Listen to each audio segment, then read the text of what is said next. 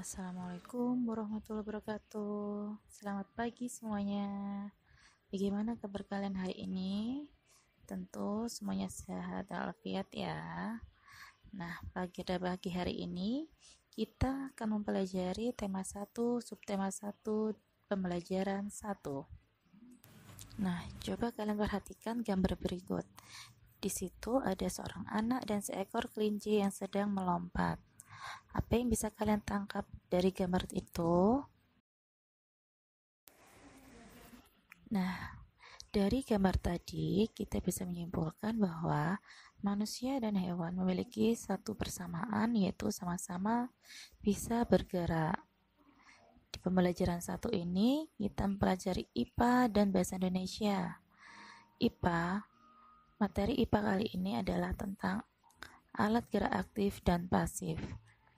Di KD 3.1 yaitu menjelaskan alat gerak dan fungsinya pada hewan dan manusia, serta cara memelihara kesehatan alat gerak manusia.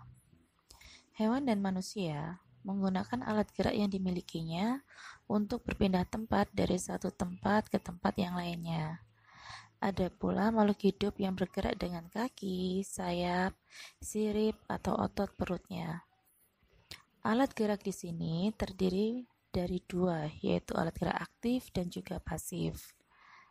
Alat gerak aktif disebut juga otot, karena otot memiliki suatu senyawa kimia yang membuatnya dapat bergerak. Yang kedua, alat gerak pasif disebut juga tulang, karena tulang tidak dapat bergerak dengan sendirinya.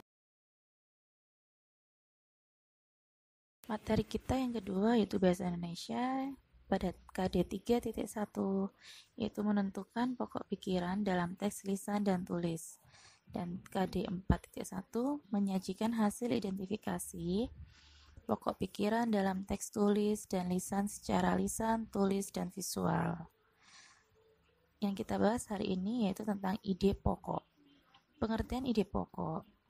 Ide pokok adalah gagasan yang menjadi dasar sebuah paragraf. Ide pokok bisa disajikan dalam bentuk kalimat utama. Nah, ide pokok ini bisa terdapat di awal, di tengah, atau di akhir paragraf. Ide pokok merupakan kalimat yang dianggap paling penting dalam sebuah paragraf. Setiap bacaan biasanya terdiri dari beberapa paragraf. Di dalam setiap paragraf memiliki gagasan pokok yang diperkuat oleh gagasan pendukung.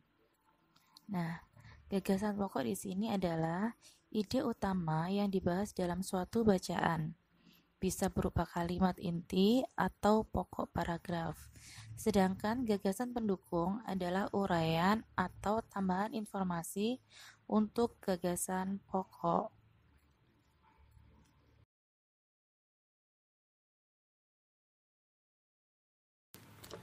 Berikut beberapa langkah yang dapat dilakukan untuk menentukan gagasan pokok dari setiap paragraf.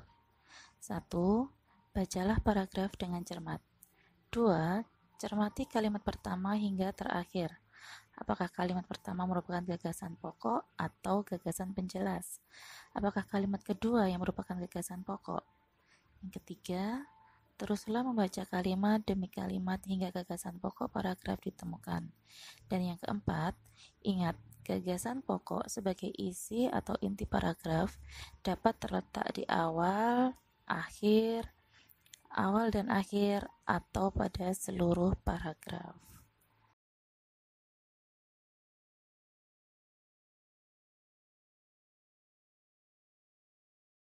Semoga materi yang diberikan hari ini bisa bermanfaat untuk kalian.